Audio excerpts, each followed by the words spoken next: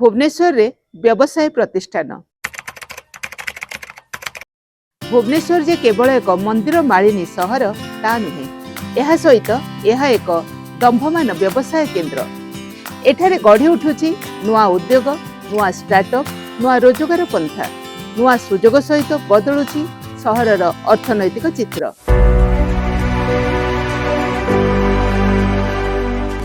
Mancheswar industrial estate, Chandaka, पटियार IT park, startup office रो नुआ उत्साह।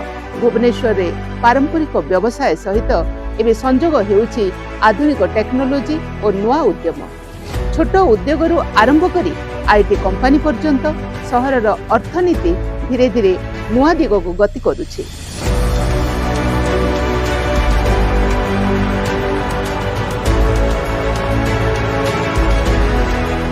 भुवनेश्वर एवं पार्श्ववर्ती अंचल रे प्राय 1000 रु अधिक एमएसएमई यूनिट कार्यरत। हस्तशिल्प, खाद्य प्रक्रियाकरण, मेसिन उत्पादन, टेक्सटाइल एवं विभिन्न सर्विस सेक्टर ए सब हजार हजार लोकं को रोजगार जोगाई देउछि। अन्यपटे आईटी और आईटीईएस सेक्टर रे मध्य चाकरीर सुजोग द्रुत गति रे बढ़ुछि। अनेक युवक युवती एबे निज सहर रे एपरिकी निज घरे थाई मध्य काम करिबार सुजोग पाउछन्ति।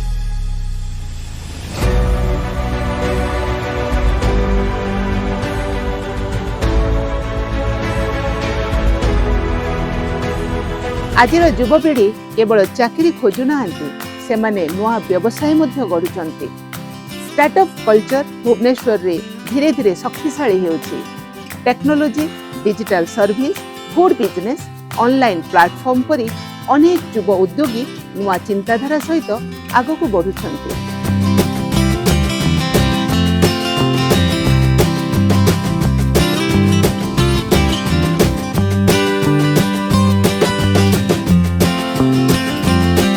कौनसी सहरर उन्नति केवल रास्ता और बिल्डिंग रे हुए नहीं। अर्थनैतिक शक्ति हेउछि सहरर प्रकृत शक्ति एवं सही शक्तिर मूल रोजगार सृष्टि।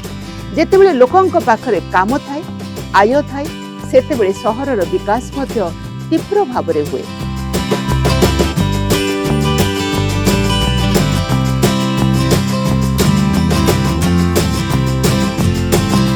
हेले एही विकास सहित किछि चैलेंज मध्य रही।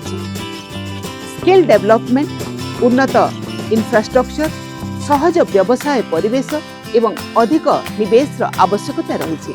जदि सठिक परिकल्पना सहित उद्योग और व्यवसाय को आगक निया जाए, तेबे भुवनेश्वर पूर्व भारतर एक प्रमुख व्यवसाय केन्द्र हेबार संभावना रखे।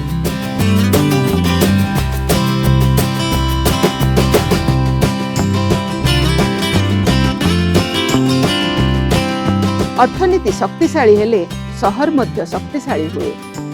रोजगार, उद्योग और नुआ सुजोग एही सबु मिसी गढ़ी उठुछि नुआ भुवनेश्वर। तेबे आजि पई एतिकी। परवर्ती अध्याय रे नुआ एक विषय नै कि आसीबु। देखुथांतु फोकस भुवनेश्वर। मु आपनक सुनीति मुन। नमस्कार।